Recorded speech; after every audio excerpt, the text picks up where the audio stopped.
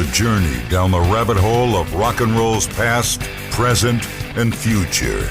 It's Barstool Rockers with your hosts, Jim Finn and Dan Michaels. And we are back for part 2. Yes.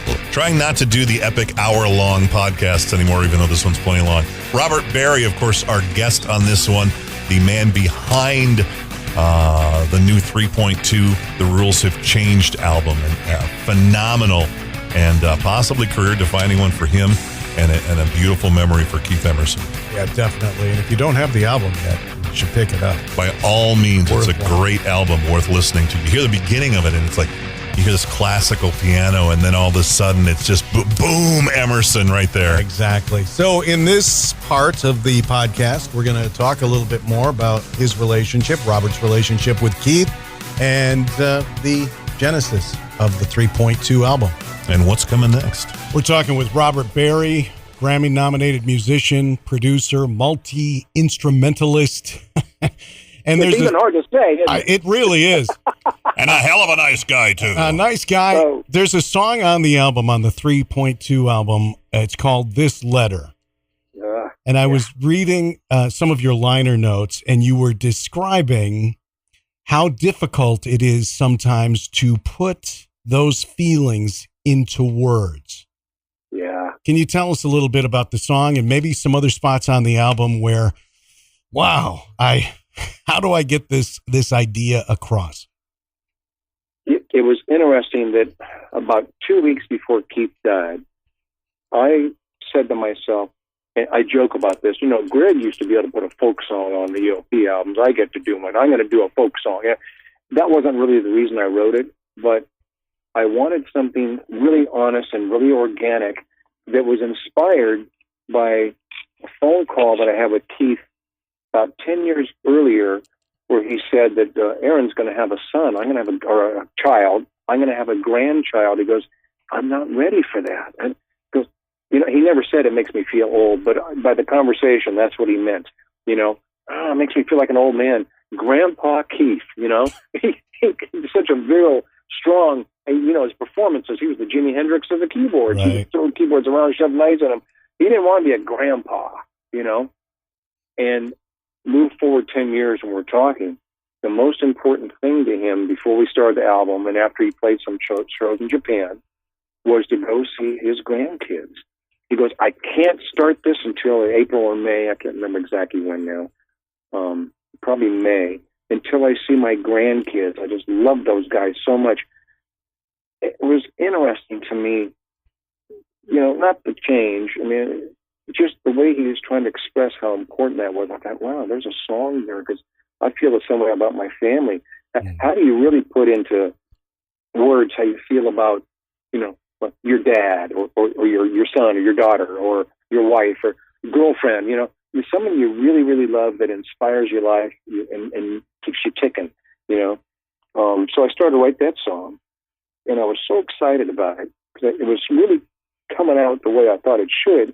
And at the end, it needed to morph into this crazy keyboard stuff that Keith had developed with Honky Tonk Train Blues a long time ago, and some of the really crazy synthesizer stuff. I wanted him to throw the kitchen sink in this one. We had something about 8 Miles High on the first one. It was just a crazy thing that had a lot of jamming and stuff. And I thought, if this could get as crazy in a honky tonk piano way and a Moog synthesizer way at the end, that would show the joy of this love that we can't express. Let's do it musically. So I was going to lay that on him, right? You're the one that has to come up with how it really is going to be put down in musical terms. Yeah.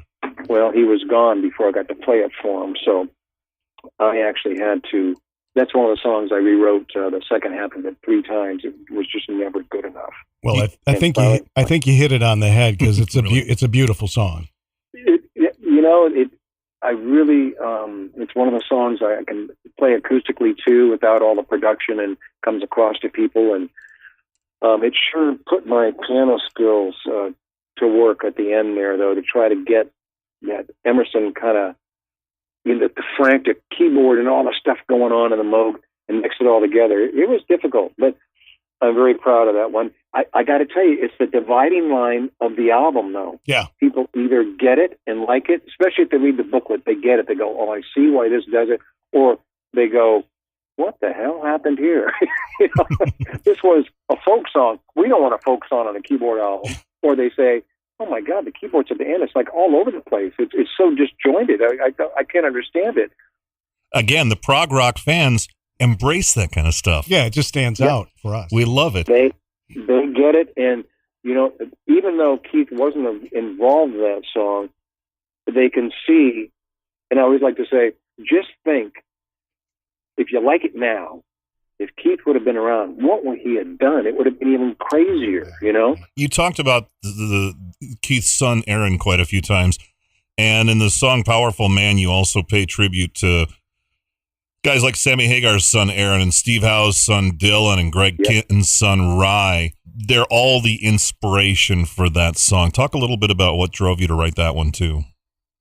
You know, interesting to grow up, first of all, with a musical dad who, my dad had a piano and organ store, but that organ company brought Vox, which was what the Beatles used, to the United States. So when I was really little, I'd see these Vox Super Beatles were 5 feet tall, and I was, 2.5 feet tall, and I'd see these things, and then I'd see all the famous bands. We had some, I'm in the San Jose, Silicon Valley area, and we had some bands in the 60s that were famous around here, and they'd come in to see the Vox stuff, and they'd trade in their silver tones and Fenders, whatever it was, on all this Vox equipment. And that sort of empowered me in music at a young age, although that's not what the song was taken from. The song was taken from me seeing Aaron Hagar at Cabo Wabo when I was playing with Sammy and his dad up there, ruling the crowd, or playing a concert, and he's ruling the crowd, and here's his son sitting on the side there, little Aaron Hagar, or Aaron Emerson coming on the tour bus with us, and his dad, these worshipers of Keith Emerson were going on stage, and all you hear is, Keith, Keith, Keith. You know, and his son's sitting there thinking, wow, my dad's got, you know, doesn't think of it in terms of power, but well, there's some power there. Look what he's got. These people love him.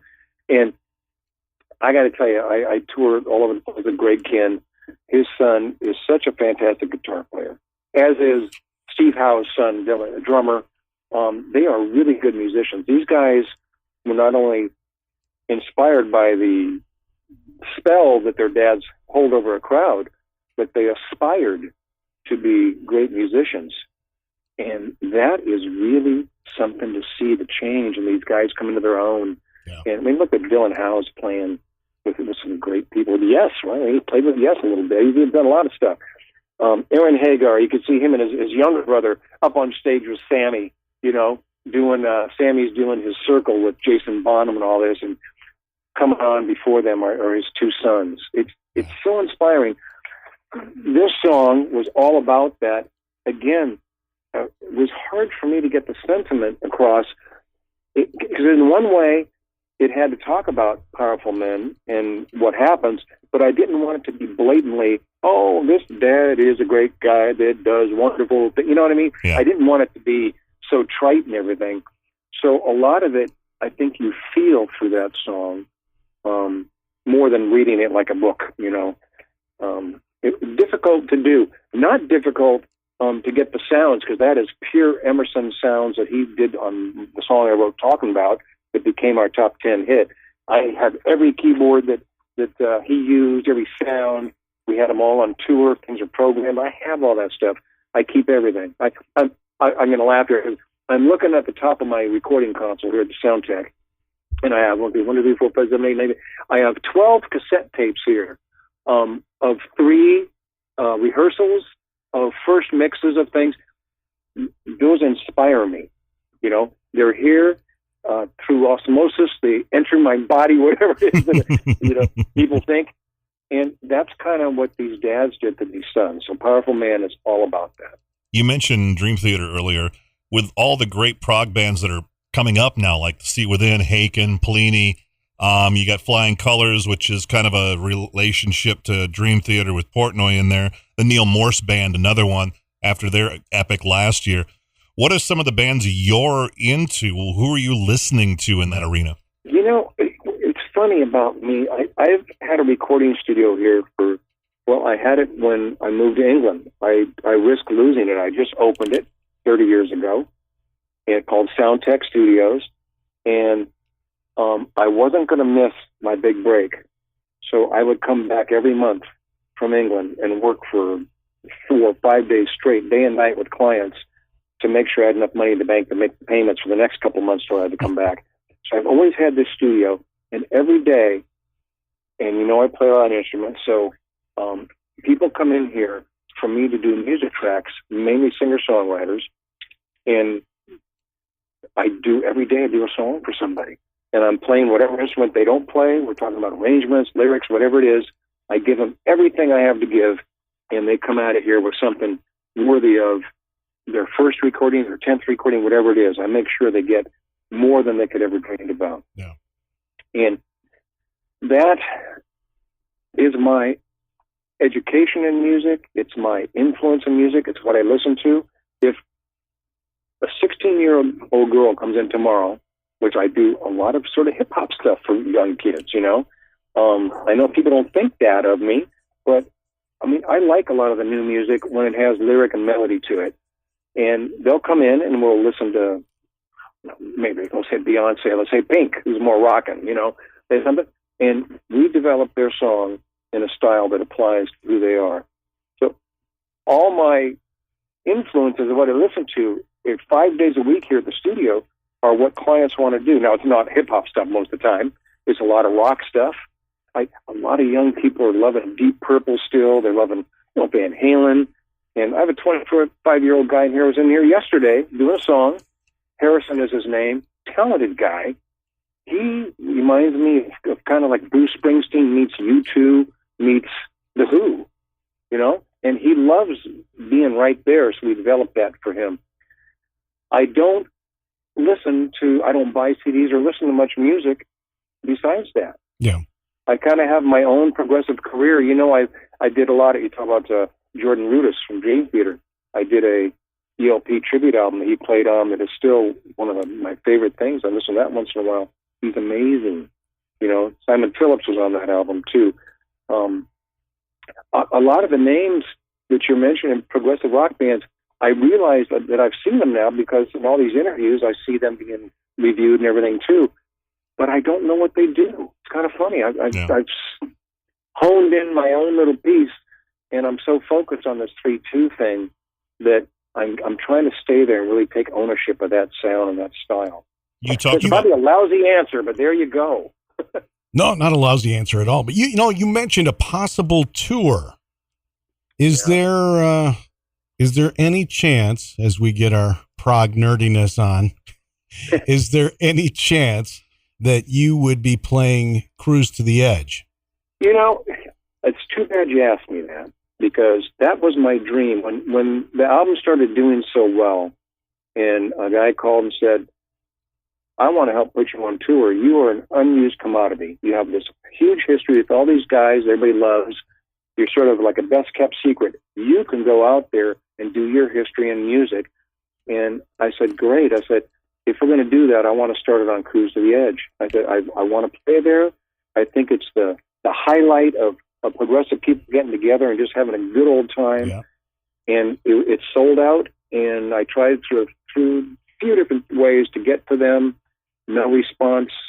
They have all the slots filled, supposedly. I was hoping that'd be perfect. It would be perfect for it. Yeah, but now that this has come out, I think they need to make an exception. I think they need to add a slot. Yes, add a slot. That's it. Get on the phone, Finn. That's what we want to see. All right. Only thing is that if I do this, I'm going to do it in a really just the greatest way I can, and it's going to be super difficult to do my history in progressive rock with GTR songs, 3 songs, Ambrosia songs, stuff from Pilgrimage. It was the second of 3 in GTR album songs, 3.2, and what about Welcome Back, My Friends, Carnival 9 from my ELP tribute with Jordan Rudess and Simon Phillips. For a keyboard player to play that, it's going to be so hard to do that I don't want to go on the Cruise to the Edge and play some little showroom in the corner for 20 people. True. I want to really do this right and play things that people have listened to for years but have never seen live. So I don't know if there's going to be a space for me on the cruise. I would love it. Don't get me wrong. Yeah. It's still my dream. Dreams have been coming true lately. So well, if we get you out on the road, we'll take that. Absolutely. Now, I want to go back a little bit here. You made a statement once about Keith that included, and I think this is a statement about a lot of musicians we see today and in the past. He wasn't a businessman. He wasn't a relentless promoter. He wasn't in it to make money. He was committed to his art on his terms. Now, guys like Keith and Brad Delp, so many artists leave us too soon. Are there any efforts in motion to help with the depression that so many creative minds face? I couldn't make sense out of this. I lost Keith and this big dream, and then a few months later, I lost another friend of mine the same way. His name is Trent Gardner. He was steady as a mountain goat and great musician. Had a band called Magellan. And I did a lot of work with him. He was one of the main players on a Magellan album. He had done a lot of producing down here. And I couldn't believe that this guy, he was like a survivalist. And I used to be a policeman. Him and his son would sit in the dark and take apart a weapon and put it back together and clean it. One of those kind of guys. Everything was just exact, And then he goes and does this. And it wasn't until a few weeks ago that I saw something that made sense to me about suicide. And it was that if you're on the fifth story of an apartment building and the whole apartment's on fire, but there's a window there that you could jump out, or a door you can jump out, your chances of survival are not much, but it's an option to the fire that's going to burn you and just be terribly painful. So you would jump out that door or that window. And that's where somebody that has depression and that is contemplating suicide, that's where their mind is. It's still hard for me to understand. I don't think we can really, as rational people, understand where somebody goes. And I have that song on the album, and the words are down in the hole, in the dark place, where they go. It's hard to understand, and I don't know about finding help. There is plenty of help for people that are depressed, but this suicide thing is a whole nother level that I don't think most people know it's going to happen to anybody they know until all of a sudden it happens. So I don't know how to answer that any better than that. Yeah. Well, Robert, I think we could sit here and talk with you for probably 2 more hours. I've got another question for you. Before Have we started the interview yet? Yeah. Wait a minute. Well, we've got a couple more hours, don't we? Yeah. I just want to talk about how you felt, not about if you were worried about the reaction that 3.2 the rules have changed once it was out to the public. Just when you completed all of the work on it, how did you feel? Did you feel like the spirit of Keith was right there with you when you had completed it? It was interesting when it was all done. I told you it took a year to do. And as I was doing it, I did exactly what I thought. I took ownership in this 3-sound, this 3-style, and I took ownership in being both sides of the conversation with Keith. I had to do that. It just wouldn't, there was no other option. I honestly was not sure I was going to release it. But when I got it done, I had it mixed and everything, and I'm sitting here and I said, I'm going to listen to the whole album. And I realized I really didn't know what I had, but I did know that I had done it exactly the way we had outlined, what we had talked about. I had improved any of the rough piano things we had done over the phone, but I still had vivid memories of our phone conversations and the excitement we had and putting this stuff together, But I couldn't tell. I just knew that I had done it the way I'd set out.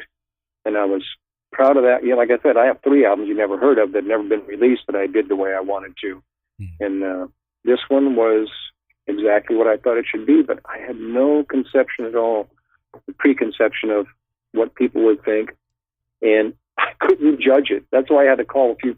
I sent a copy of the songs to a girl in Scotland that knew everything that Keith had ever done. and had actually worked with him on things before.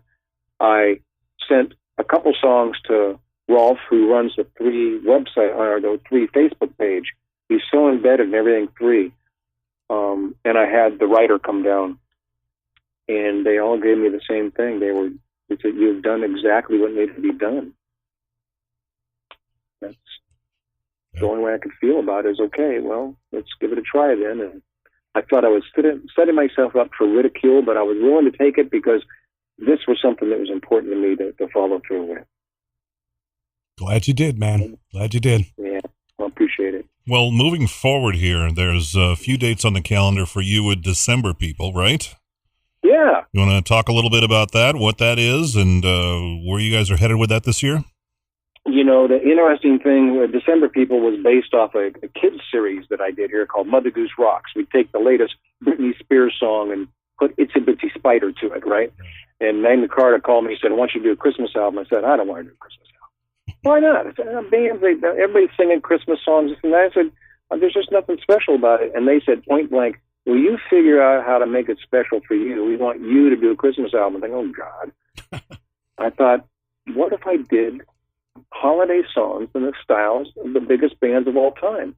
Because I did, like I do a lot of times, I did 2. The first one I did was The Who and Joy to the World. And I sent it to Peter Morrissey at Magna Carta. And he said, oh, my God, this is a genius. This is what we want. Do a whole album. So I did a whole album with it, and we had a few guest singers on that. John Wetton was on there. Steve Walsh was on there. It was really a lot of fun to do. And it won the Holiday Album of the Year for the independent record labels that year. Let it set for 10 years. I said, you know what? I want to do this as a band for charity.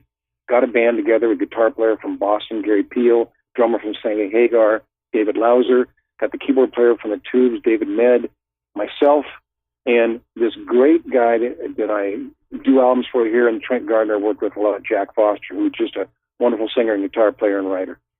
And we started doing this for charity, and it's been an uphill battle to try to spread it out beyond the California area.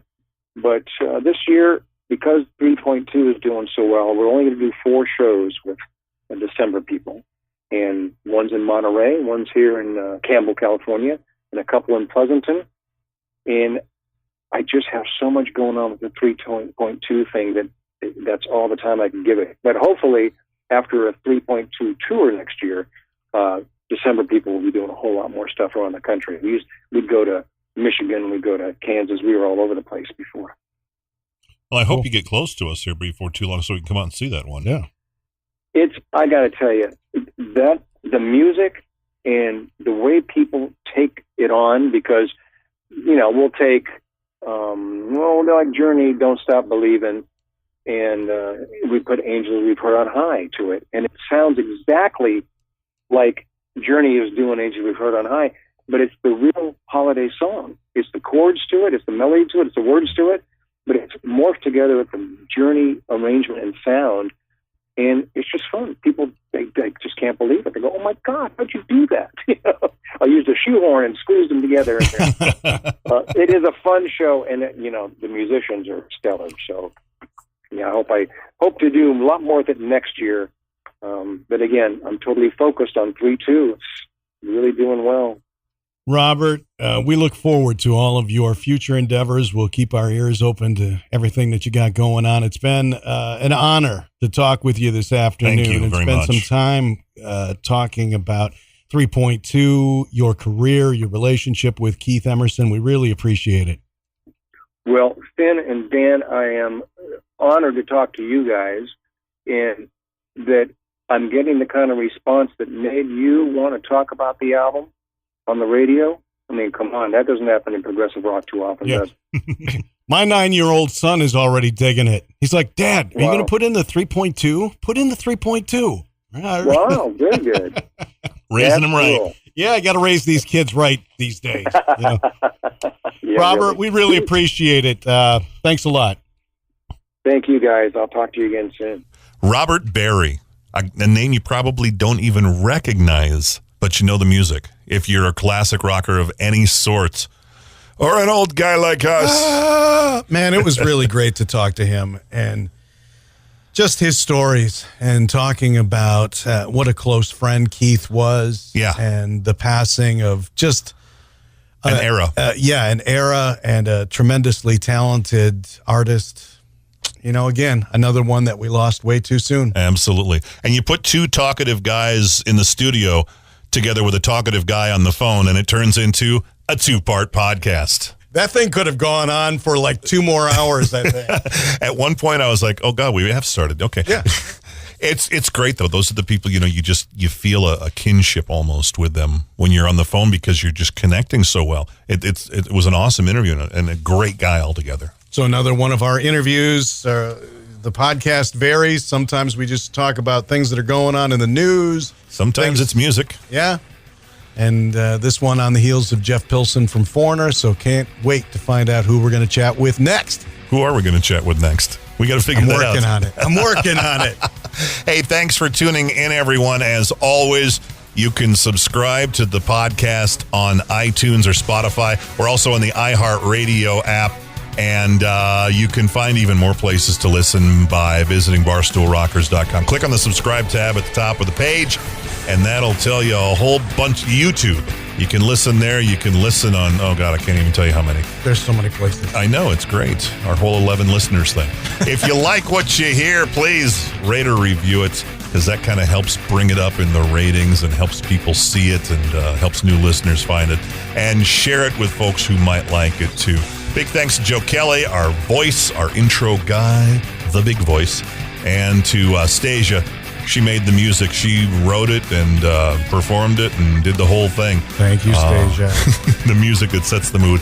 Our theme music that you're hearing right now. And, of course, thank you for listening. We will conclude by passing around a sheet on which I would like everyone's email address.